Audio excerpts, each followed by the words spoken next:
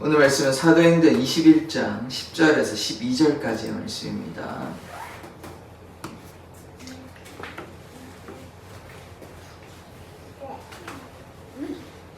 사도행전 21장 10절에서 12절까지의 말씀입니다.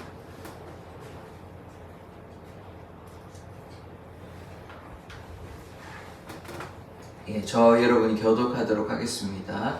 여러 날 머물러 있더니 아가보라 하는 한 선지자가 유대로부터 내려와 우리에게 와서 바울의 띠를 가져다가 자기 수족을 잡아매고 말하기를 성령이 말씀하시되 예루살렘에서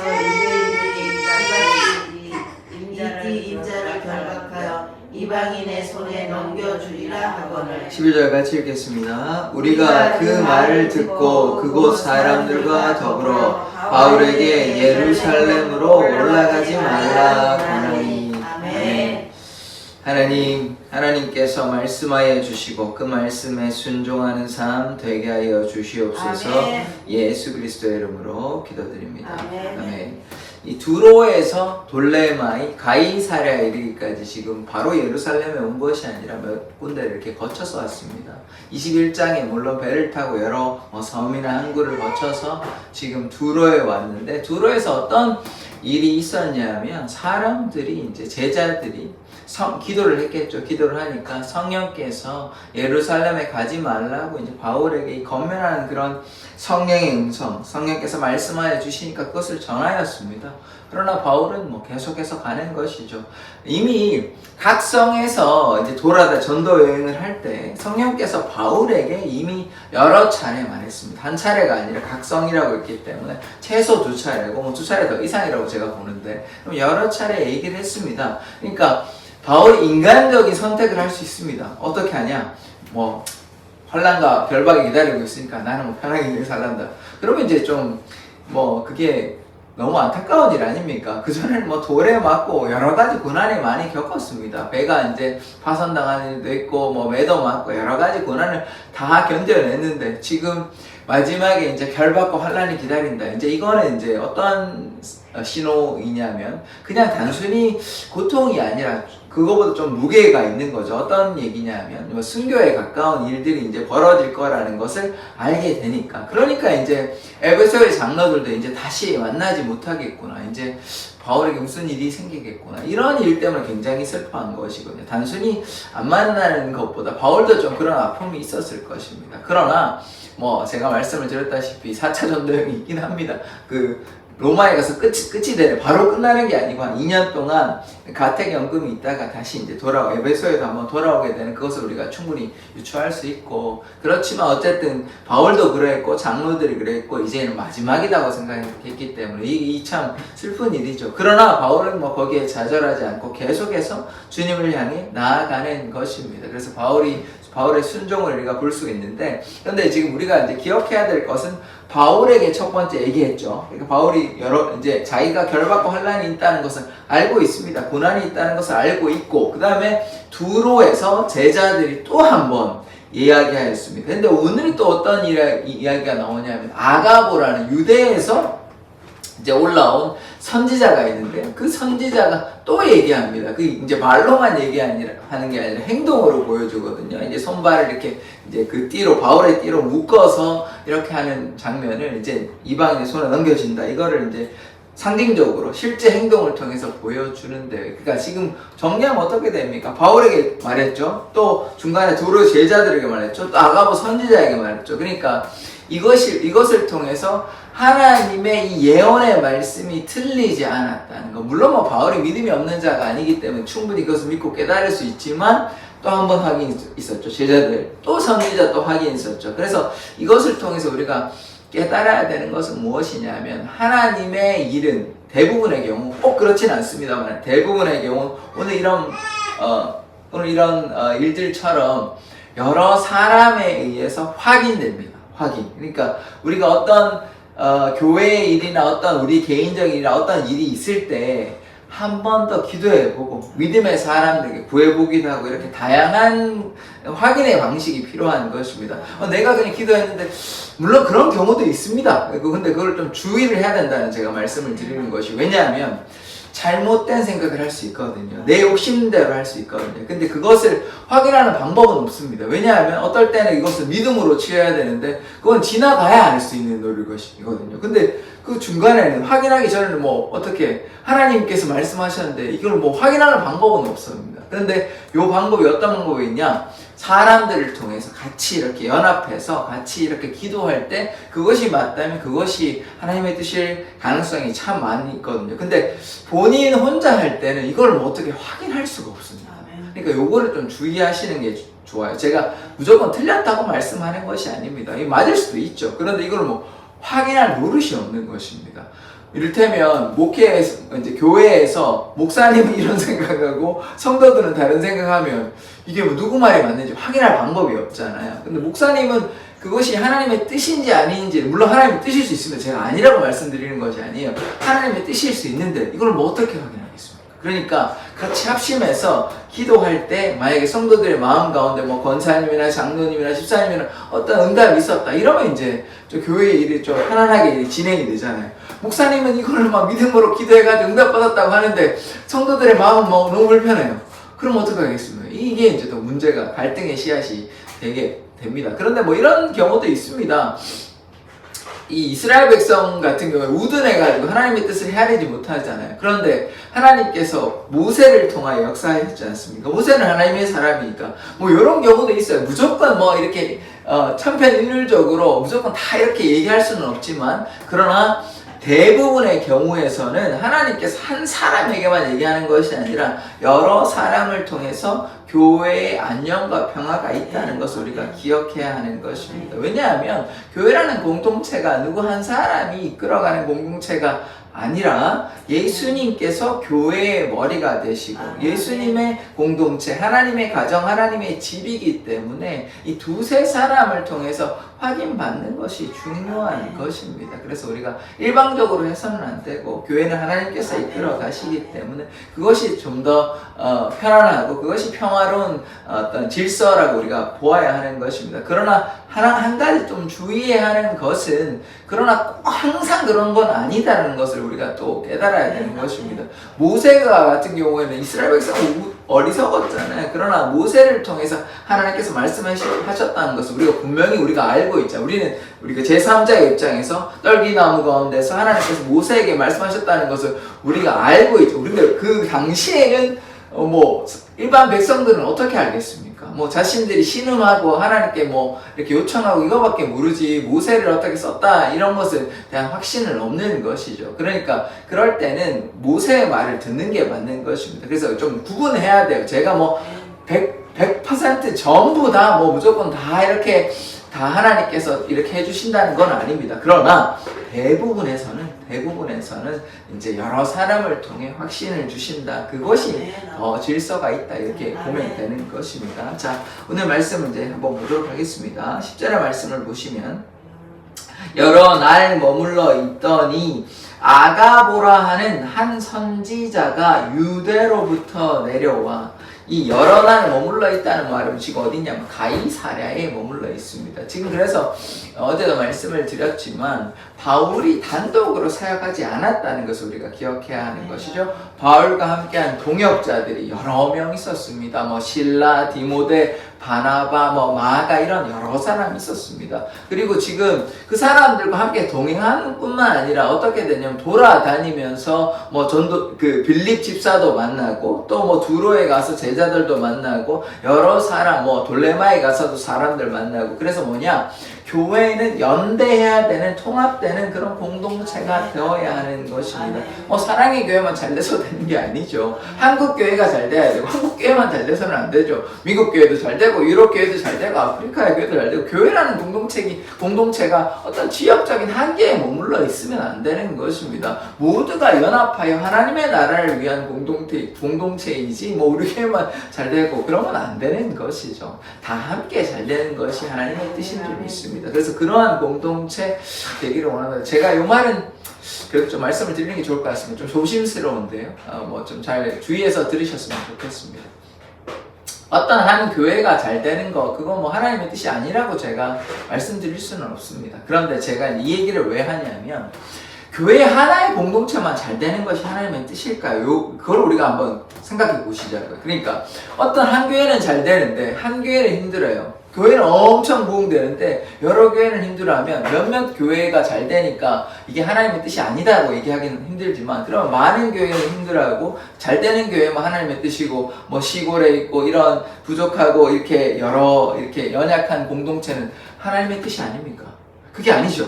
그러니까 큰 공동체나 작은 공동체가 하나님의 뜻이잖아요. 그러면 제가 이제 어떤 거를 말씀을 드리려고 하냐면, 교회가 이제 한 교회만 너무 키우는 것이 우리가 하나님의 뜻인지 한번 고민해 보시자고요. 물론 그것이 뭐 하나님의 뜻이 아니라고 제가 뭐 이렇게 얘기할 수는 없지만, 모든 교회가 하나님의 뜻 가운데 거하는 공동체잖아요. 그 가운데 어떤 하나의 공동체만 힘이 쏠리면 그것이 하나님께서 정말로 기뻐하시는 건지 우리가 한번 고민해 보시자고요. 그러니까 이게 다른 말로 이제 얘기를 하면 뭐냐면, 이게 교회의 대형화되는 것이거든요. 그런데 예수님께서 이런 것을 요구하셨는지 우리가 한번 생각해 보시자고요. 그러니까 제가 뭐 무조건 그것이 잘못됐다고 얘기하기도 힘들지만, 그러나 그것이 정말 바람직한 교회의 모습인지도 우리가 고민해 봐야 하는 것입니다. 예수님께서 만약에 교회의 대형화를 바라셨다면 뭐 많이 모인 사람들 이끌고 교회 하나 탁 세워가지고 그렇게 하시면 되잖아요. 그렇지 않으셨다는 것이죠. 그리고 바울도 지금 뭐 한 공동체를 키워서 막 이렇게 하려는 거라기보다는 계속해서 전도하고 돌아다니면서, 물론 뭐 바울은 이방인의 사도로서 그렇게 역할을 감당하지만, 그러나 우리가 깨달아야 하는 것은 무엇이냐면, 한 교회가 집중되어서 이렇게 커져가는 것이 과연 바람직한지 한번 고민해 보았으면 좋겠습니다. 우리 경제도 마찬가지잖아요. 대기업 중심으로 하면 중소기업은 어떻게 살아남습니까? 대기업이 서로 상생해야 되는 거잖아요. 그러니까 그런 개념을 우리가 이해해 본다면, 한 교회, 소수의 교회가 이렇게 독점하는 것이 과연 하나님의 뜻인지, 뭐 하나님의 뜻이 아니다라고 제가 뭐 강력하게 얘기할 수는 없지만, 교회의 바람직한 모습은 무엇인가 우리가 이것을 고민해 본다면, 이렇게 좀 쏠려 있는 것이 맞는 것인지 좀 고민할 시기가 됐습니다. 물론 그것이 하나님의 축복이 아니라고 제가 말씀드리는 것은 아니에요. 그래서 제가 주의해서 말씀을 드리라는 말씀인데, 그래서 우리가 교회의 모습은 무엇인지, 교회는 어떤 공동체가 되어야 되는지를 깨달아 본다면, 이렇게 좀 몰려 있는 것보다 서로 이렇게 연대하는 것, 이렇게 어느 정도의 규모는 필요하죠. 뭐 어떻게 뭐 소수의 사람만 모여서 되는 건 아니지만, 그러나 이게 너무 이렇게 커진 것이 하나님의 뜻인지, 뭐 뜻이 아니라고 또 제가 말씀드릴 수는 없지만, 조금 우리가 한번 생각해 보자고. 이게 무엇이 맞는 교회의 모습인지 한번 생각해 보는 시간이 되었으면 좋겠고요. 그래서 이제 다시 본문으로 돌아가면 무엇이냐? 아가보가 왜 왔는지 제가 아까 말씀드렸는지 하면, 이제 11절에 보면 한번 나오는데 한번 보시겠습니다. 우리에게 와서 바울의 띠를 가져다가 자기 수족을 잡아매고 말하기를, 성령이 말씀하시되 예루살렘에서 유대인들이 이같이 이 띠 임자를 결박하여 이방인의 손에 넘겨주리라 하거늘. 이 말씀이 무엇이냐면, 유대에서 이제 아가보라는 선지자가 왔어요. 선지자란 말은 뭐 구약에서 우리가 많이 보았듯이 하나님의 뜻을, 하나님의 말씀을 전달하는 자입니다. 그래서 아가보가 뭐라고 얘기하냐면, 바울이 띠를 띠고 있을 거 아니에요. 그 띠를 풀어가지고 자기의 손발을 묶어버립니다. 그렇게 하면서 뭐냐면, 이렇게 이 띠의 임자, 바울이죠. 바울을 유대인들이 잡아서 이방인의 손에 넘겨줄 거라고 그렇게 실제로 보여주는 것입니다. 그래서 이것이 이 말대로 바울은 그 유대인들에 잡혀가지고 2년 동안 이 가이사랴 이거 거기서 가택연금입니다. 이제 감옥하고 좀 다른데, 이제 가택 집에서 이렇게 머물면서 2년 동안 있다가 결국은 로마로 이방인에게 넘겨지는 것들 말씀대로 이루어집니다. 그래서 지금 처음에 바울에게 이야기했죠. 각성에서 놀 때 성령께서 말씀하셨고, 두 번째 두로에서 제자들에게 말씀하셨죠. 세 번째 선지자 아가보를 통하여 이 사실을, 일어날 예언의 말씀을 이야기하였습니다. 그래서 하나님의 역사가 이렇게 반드시 이루어진다는 것이죠. 그러니까 여러 사람을 통해서 확인됐고, 이것이 안 일어난 것이 아니라 바울이 또 순종했고, 바울이 하나님의 나라를 위해서 자기의 생명은 조금도 귀한 것으로 여기지 아니하기 때문에 결박과 환난이 기다린들, 고난이 기다린들 뭐 좌절하지 않습니다. 계속해서 나가고 이 일이 실제로 일어나는 것입니다. 그래서 바울에게는 좀 도전이 될 수도 있고 힘든 일일 수도 있지만 바울은 오직 감사로 주께 영광 돌리는 삶을 살아가기 때문에 이러한 어려움이 있어도 주님께 나아가는 것입니다. 자, 그 다음에 12절의 말씀을 보겠습니다. 우리가 그 말을 듣고 그곳 사람들과 더불어 바울에게 예루살렘으로 올라가지 말라고 하니. 그러니까 주위의 사람들이 지금 만류하는 거예요. 왜냐하면 바울을 지금 서로 사랑하죠. 바울도 그 사람들을 사랑하지만 이 사람들도 바울이 참 귀한 사람 아닙니까? 옛날에는 예수님을 막 박해하고 괴롭히는 안 좋은 못된 사람이었지만 지금은 전혀 다른 사람이잖아요. 하나님의 나라와 영광을 위해서 자기의 고통에는 전혀 개의치 않고 복음을 증거를 위해서 오로지 사는 사람이니까 이 사람들도 참된 믿음의 사람들이잖아요. 그러니까 서로 이 믿음 안에서 이 교제하는 모습 가운데 우리 바울 형제가 이 바울 사도가 이렇게 괴로움을 당할 텐데 이거를 가만히 볼 수가 없는 것이에요. 안타까우니까 또 이들이 기도할 거 아닙니까? 그렇게 기도를 하니까 이렇게 고난이 기다리고 있으니 이걸 만류하는 것이에요. 그러나 바울이 여기에 만류에 굴하지 않습니다. 물론 이것을 잘못된 것이 아니죠. 같은 형제 자매들을 위해서 이렇게 괴로워할 때 권면하는 것은 하나님의 그 사랑과 은혜인 것입니다. 그러나 바울에게서는 물론 그들의 마음은 귀하죠. 그들의 마음은 귀하지만 그러나 바울에게 있어서는 지금 중요한 것이 무엇입니까? 자기의 생명의 안위입니까? 아니면 자기에게 평안입니까? 아니죠. 그랬다면 전도 여행을 뭐하러 갑니까? 뭐하러 고생길로 배 타고 맨 맞고 돌 맞고 그렇게 합니까? 그것이 아니죠. 바울의 지금의 삶의 이후의 삶의 목적은 무엇이냐면 오로지 주님의 영광을 위해서 주님의 명령에 순종하는 삶이에요. 자, 예수님께서 뭐라고 말씀하셨습니까? 예수님께서 제자들에게 승천하시면서 오직 성령이 너희에게 임하시면 너희가 권능을 받고 예루살렘과 사마리아와 온 유대와 땅끝까지, 그 땅끝까지라면 지금의 땅끝까지는 아니면 어쨌든 중요한 것은 그것이 아니라 땅끝까지 이르러 복음의 증인, 예수의 증인되라는 것이 예수의 명령이잖아요. 그 명령이 지금 뭐합니까? 순종하는 거예요. 순종하는. 자기의 안위만을 구했다면 뭐하러 전도여행 다니면 그냥 편안하게 그냥 자기 그 예루살렘 교회에 있던지 아니면 다메섹에 가서 그냥 주위에 그냥 복음만 전하고 그렇게 편안하게 살면 되죠. 그것이 아니라는 것입니다. 이방인의 사도로 하나님께서 불러주셨으니 그 말씀에 순종하니까 계속해서 나아가는 거예요.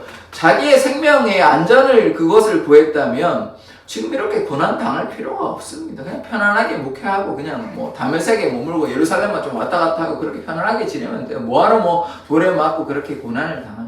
그러니까 바울에게 있어서는 무엇이 중요합니까? 하나님의 나라, 하나님의 영광, 하나님의 의, 복음이 중요하고 예수가 중요하니까 그를 위해서 내가 살아도 죽어도 예수만 존귀케 되는 그러한 삶을 살아가고 있기 때문에 물론 이 사람들의 마음, 제자들의 마음은 너무나 귀하죠. 바울이 고난당하는 게 뭐가 좋겠습니까? 그래서 만류하지만 바울은 거기에 따라가서는 안 되죠. 바울의 삶은 지금 자기의 생명을 위해서 살아가는 것이 아니에요. 하나님의 나라와 영광을 위해서 살아가는 것입니다. 나는 이미 죽었어요. 십자가에 나는 죽고 지금 내가 살아가는 이유는 뭐냐면 내 안에 그리스도만 사시는 것이에요. 그러니까 지금 그리스도께서 이 땅에 왜 오셨어요? 우리를 위해서 십자가에 달려 돌아가시려고 오셨잖아요. 그럼 지금 바울은 지금 무슨 삶을 살고 있습니까? 자기의 목적, 자기의 욕심을 위해서 사는 겁니까? 전혀 아니죠. 예수를 위해서 살고 내 안에 예수가 사시니까 예수님처럼 자기의 목숨을, 자기의 생명을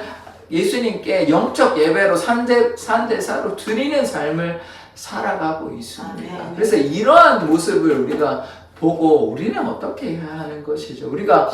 제가 늘상 말씀을 드리지만 성경의 인물 다니엘, 노아, 느헤미야 여러 인물들을 보고 오늘 바울도 보고 이렇게 하면 이 사람들이 참 믿음이 좋구나. 부러워하고 질투하고 그렇게 하면 안 되는 것이죠. 우리도 바울과 완전히 똑같지는 않더라도 그래도 바울 반 정도라도 하려고 노력하고 헌신하는 그것이 신앙생활인 것입니다. 노아가 인내하는 게 결코 쉬운 게 아니었어요. 짧게는 80년, 50년에서 100년 가까운 그 시간 동안 방주를 짓고 그렇게 하는 게 얼마나 힘들고 괴로운, 제가 한번 설명했잖아요. 그거 다 인내함으로 그랬을 때 하나님의 역사가 나타나는 것입니다. 그런데 그러한 삶을 보면, 노아는 괴로웠구나, 바울은 괴로웠구나, 돌도 맞았구나, 아팠겠구나, 힘들었겠구나. 그렇게 끝나면 안 되잖아요. 그 말씀을 우리에게 적용시켜야 하는 것이죠. 그렇다면 우리에게 고난과 역경이 있더라도 우리가 우리의 욕심을 따라서 우리의 삶의 목적을 위해서 하나님을 이용하는 것이 아니라 나는 죽고 내 안에 그리스도만 나타나는 인생이 되어야 하는 것 아닙니까? 그것이 참된 그리스도인인 것이죠. 이것을 얘기하지 아니하고 뭐 자꾸 그냥 한 개인의 그냥 잘됨과 안녕과 그냥 잘되는 이런 말을 하면 그것은 모르겠습니다. 제가 뭐 신앙을 잘못 이해하는지는 모르겠는데 제가 성경을 이해하고 제가 배운 바에 의하면 그것은 잘못된 복음입니다.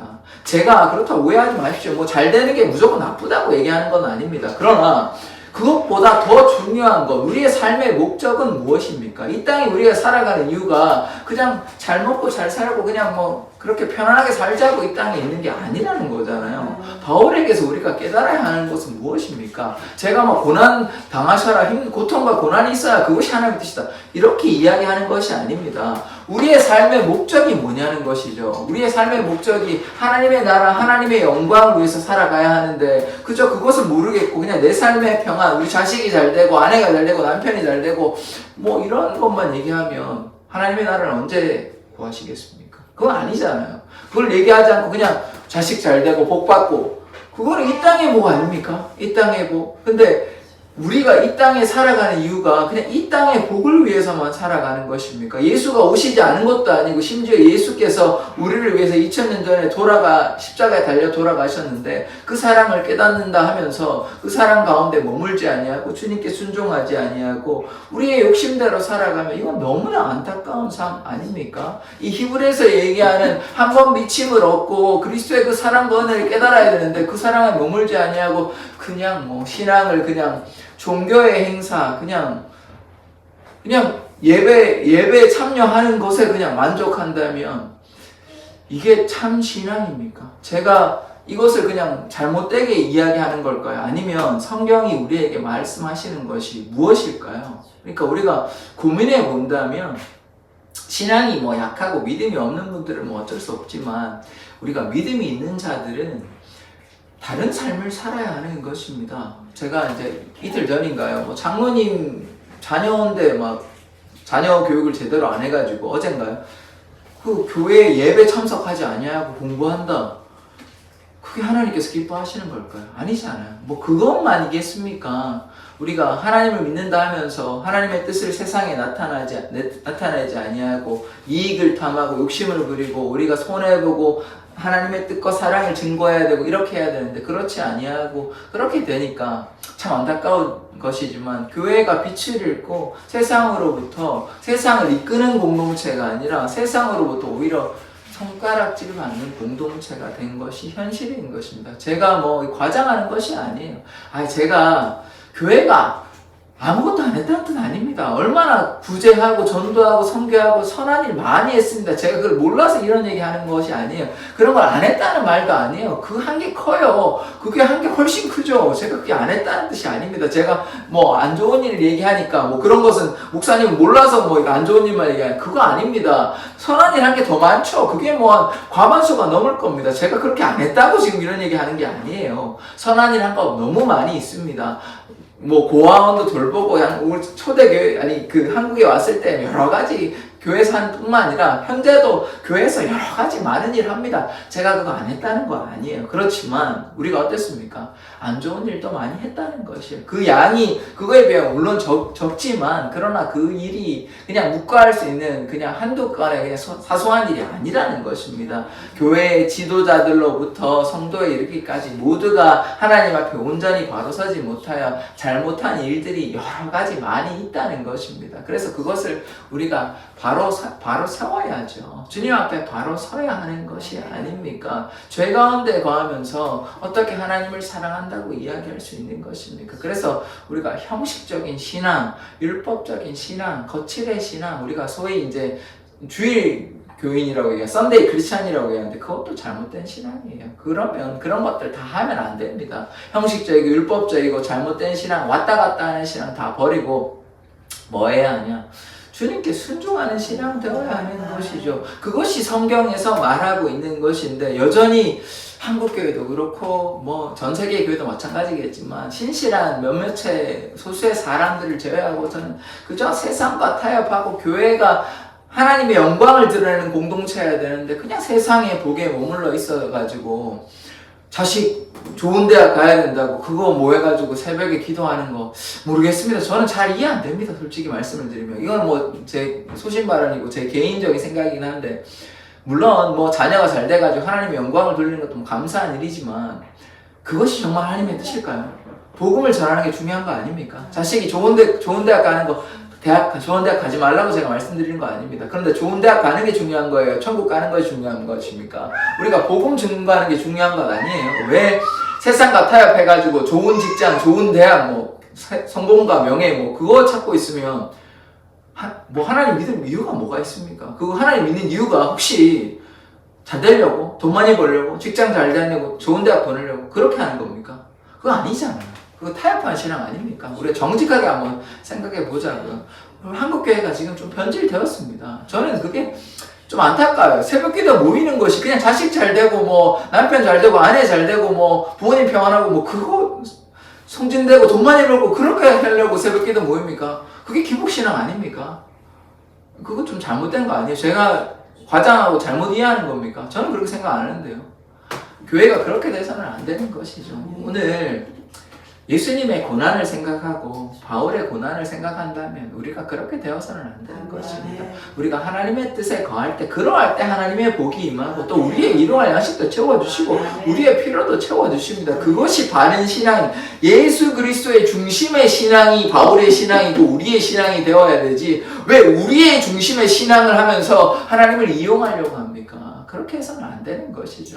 그러니까 교회가 영향력을 발휘하지 못하는 것이에요. 그것은 세상의 길로 나아가는 것이지 그렇게 하면 안 되는 것입니다. 교회의 존재 이유는 무엇입니까? 첫째도 둘째도 셋째도 그리스도만 존귀히 여기는 것 아닙니까? 하나님의 영광이 나타나지 않는 그 교회가 무슨 생명이 있는 교회인 것입니까? 그래서 우리가 잘 생각해 봐야 하는 것이에요. 지금 우리가 마주하고 있는 한국교회의 여러 가지 어려움들이 과연 이것이 하나님의 뜻인지 우리가 한번 잘 생각해 보아야 하는 것이에요. 우리가 하나님의 뜻대로 잘 순종했다면 교회가 이러한 커다란 위기를 맞는 것인지 물론 세상이 이제 악해진 이유도 있습니다. 그러나 그 와중에 일정 정도의 부분은 어떤 것이냐면 교회가 생명력을 잃고 바울과 같이 교회가 하나님의 뜻 가운데 거하지 않아서 세상의 빛과 소금의 역할을 감당해야 하는데 그렇지 못하고 세상과 타협하고 기복신앙의 그런 잘못된 길로 나아갔다는 우리 한국교회 현실을 마주하고 있는 것입니다. 그래서 그것에 대한 철저한 진실한 회개가 필요한 것이에요. 우리가 뭐 잘 먹고 잘 살기 위해서 교회 다니는 거 아니잖아요. 그러면 우리 무속신앙, 기복신앙과 뭐가 다릅니까? 교회는 그러한 공동체가 아닌 것이에요. 하나님께 순종했더니 하나님께서 복 주신다. 이건 다른 것이에요. 하나님의 나라를 위해서 헌신했더니 복 주신다. 이건 다른 것이에요. 복 받기 위해서 하나님을 이용하는 것이 아니에요. 하나님께 순종했는데 하나님께서 우리의 삶을 이끌어 주신다. 이건 다른 시작점이 달라요. 중심이 다른 것입니다. 그런데 한국교회가 중심이 지금 어디에 가 있냐고요.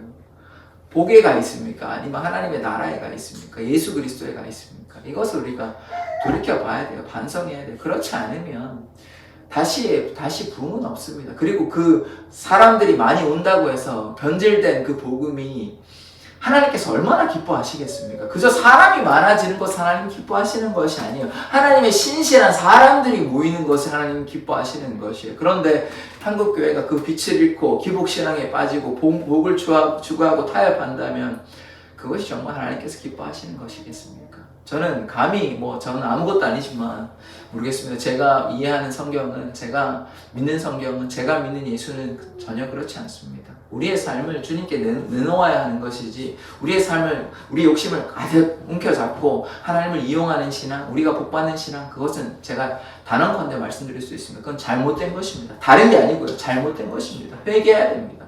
그 회개하지 않으면 한국교회의 미래는 없습니다. 이게 악해진다고 그것도 그런 문제, 세상에 악해지는 문제도 있지만 교회가 타락하고 변질된 문제도 분명히 있는 것이에요. 그러니까 그것에 대해 우리가 반성하고 하나님 말씀 중심으로 그리스도 중심으로 우리가 신앙생활 하기를 원합니다. 기도하겠습니다.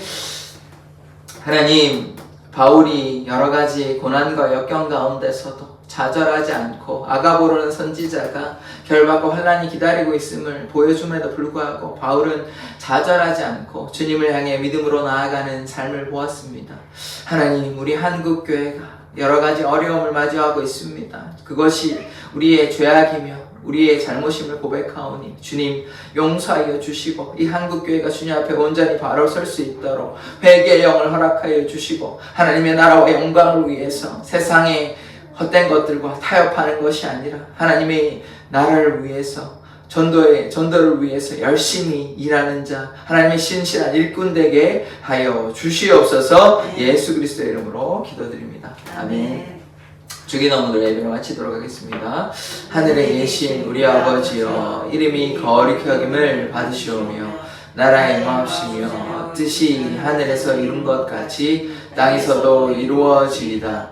오늘날 우리에게 일용할 양식을 주옵시고 우리가 우리에게 죄 지은 자를 사하여 준 것 같이 우리 죄를 사하여 주옵시고 우리를 시험에 들게 하지 마옵시고 다만 악에서 구하옵소서. 대개 나라와 권세와 영광이 아버지께 영원히 있사옵나이다. 아멘. 우리가 오직 주님만을 향해 믿음으로 나아가는 자 될 수 있도록 주여 한번 외치고 기도하도록 하겠습니다. 주여!